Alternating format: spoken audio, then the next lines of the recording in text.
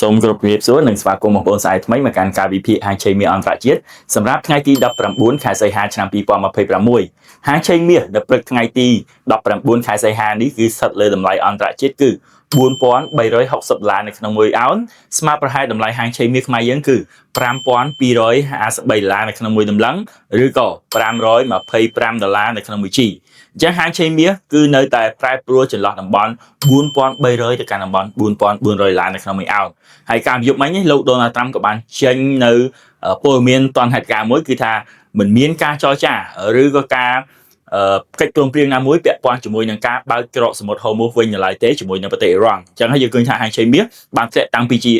តំបន់$4,400ក្នុង1អោនចុះមកនៅតំបន់$4,300ស្ដើងនៅក្នុង1អោនបាទឥឡូវព្រឹកនេះគឺមាសមាន retracement ខ្លះមកវិញហើយឥឡូវចូលដល់ការវិភាគបច្ចេកទេសដើម្បីរកតំបន់ទិញលក់វិញម្ដងបាទអញ្ចឹងទិសដៅរបស់មាសគឺស្ថិតនៅទំនោរឡើងដដែលគឺមានន័យថា bullish ប៉ុន្តែ consolidation រងចាំព័ត៌មាននៅក្នុងការ break out ដើម្បីបន្តទិសដៅ trend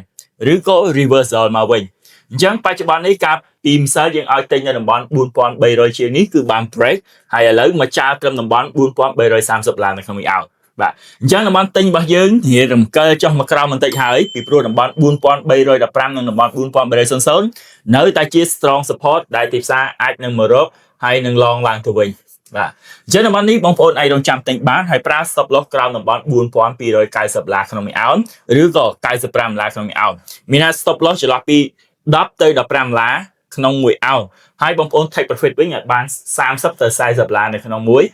អោនបាទហើយតំបន់ទិញទី2របស់យើងគឺតំបន់$4,280មកកាន់តំបន់$4,270អញ្ចឹងកន្លែងនេះក្នុងករណីដែល break តំបន់ទី1ទីផ្សារមករកតំបន់ទី2បងប្អូនអាចរងចាំទិញហើយបងប្អូនប្រើ stop loss នៅក្រោមតំបន់$4,270ក្នុង1អោន take profit វិញគឺតំបន់$4,300នៅក្នុង1អោនហើយតំបន់ទី3ក្នុងករណី break ហើយ break ទៀតបាទនៅមករកតំបន់ទី3របស់យើងបងប្អូនរងចាំទិញម្ដងទៀតហើយប្រើ stop loss ក្រោមតំបន់$4,220អាចជាតំបន់$4,215ឬក៏$4,210គត់ហើយ take profit វិញគឺតំបន់$4,270នៅក្នុង1អោនបាទអញ្ចឹងតំបន់ទិញទាំង3របស់យើងនេះគឺនៅតែ available ឬក៏នៅតែ valid នៅតែមានសុពលភាពរស់ត្រាតែ break ក្រោមតំបន់$4,200ក្នុង1អោនមានន័យថាមាសបានផ្លាស់ប្ដូរទំនោរទៅជា down trend វិញហើយឥឡូវយើងចូលដល់តំបន់លក់វិញម្ដង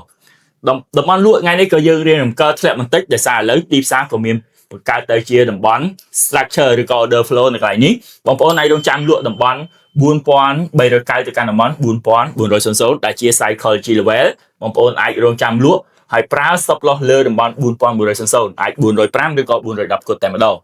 នៅតំបន់លក់ទី2របស់យើងគឺ$4,435ទៅកាន់តំបន់$4,450កន្លែងនេះគឺជា reason ហើយល្អមែនតើនៅក្នុងសប្តាហ៍នេះគឺ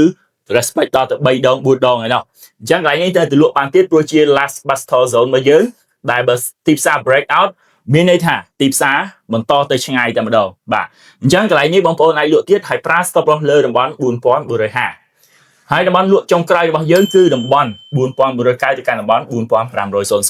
អញ្ចឹងតំបន់លក់ចុងក្រោយនេះលួសត្រាតែទីផ្សារអាច break តំបន់$4,450សិនបើ break មានថាទីផ្សារនឹងឡើងទៅរកតំបន់$4,500តែម្ដងអញ្ចឹងបងប្អូនអាចលក់ចុងក្រោយគឺនៅតំបន់$4,500ហើយសម្រាប់បងប្អូនដែលជួញដូរសូមមេត្តារងចាំតាមដានព័ត៌មានតនហេតុការណ៍ព្រោះដោយលោកដូណាល់ត្រាំក៏អាសាចេញពាក់ព័ន្ធជាមួយនឹងការប៉ះពាល់រវាងអាមេរិកជាមួយអ៊ីរ៉ង់អញ្ចឹងហើយទីផ្សារអាចនឹងប្រែប្រួលចន្លោះពី$50ទៅកាន់$100នៅក្នុង1អោនក្នុងរយៈពេលដ៏ខ្លីអញ្ចឹងយើងជាអ្នក trader ក៏ត្រូវប្រុងប្រយ័ត្នដែរជាមួយព័ត៌មានតនហេតុការណ៍បែបនេះអញ្ចឹងចុងក្រោយសូមជូនពរបងប្អូនទាំងអស់គ្នាចូលជួញដូរចំណេញគ្រប់គ្នាសូមអរគុណ